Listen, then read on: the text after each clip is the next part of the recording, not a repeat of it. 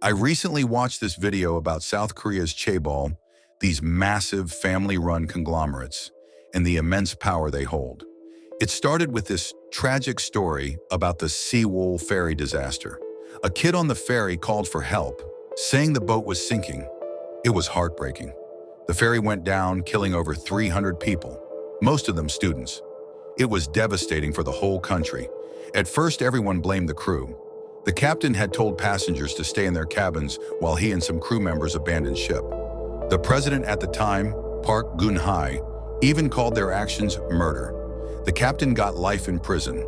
But as investigations unfolded, it became clear the problem wasn't just the crew. The ferry was illegally overloaded, more than double its safe weight limit, because the company running it wanted to maximize profits.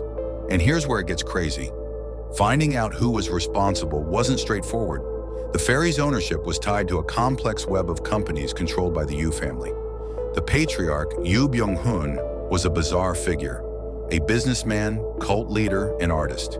He used his religious sect to fund his businesses, which included the company that operated the ferry. After the disaster, he went into hiding, sparking the largest manhunt in South Korea's history. Eventually, his body was found in an orchard, but no one knows how he died. This tragedy highlighted a much bigger issue: the unchecked power of chaebol families. These conglomerates dominate South Korea's economy and have deep ties to the government. They've been instrumental in the country's economic rise, turning it into the 14th largest economy in the world. But they've also been involved in countless scandals. From bribery to labor violations, these families often seem above the law. One example is the infamous nut rage incident involving Heather Cho, the Korean air heiress. She lost it on a flight attendant over how macadamia nuts were served, even forcing the plane to turn back so she could fire the crew chief. It sounds absurd, but in South Korea, it symbolized the arrogance and entitlement of chaebol families. People were furious, especially since her family had a history of scandals. Heather eventually went to jail, but served only a fraction of her sentence. Then there's Samsung, the crown jewel of South Korea's economy. It's so influential that it accounts for a massive chunk of the country's GDP. But Samsung's leaders have also been embroiled in corruption. Lee Jae-yong, the company's heir, was caught bribing President Park Geun-hye in exchange for a favorable merger. This scandal led to Park's impeachment, the first in South Korea's history.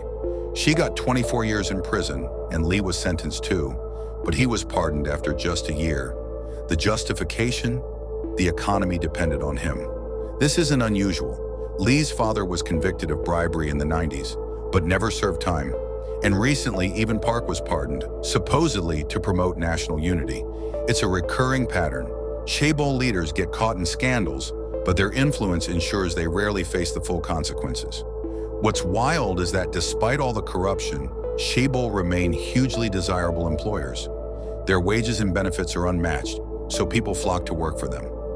It's this strange dynamic where the public is frustrated with their power, but also dependent on them for economic stability. The video really made me think about how deeply entrenched these families are in South Korea's system.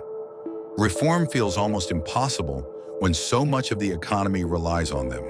It's a fascinating and frustrating look at the cost of concentrated power. Subscribe for more.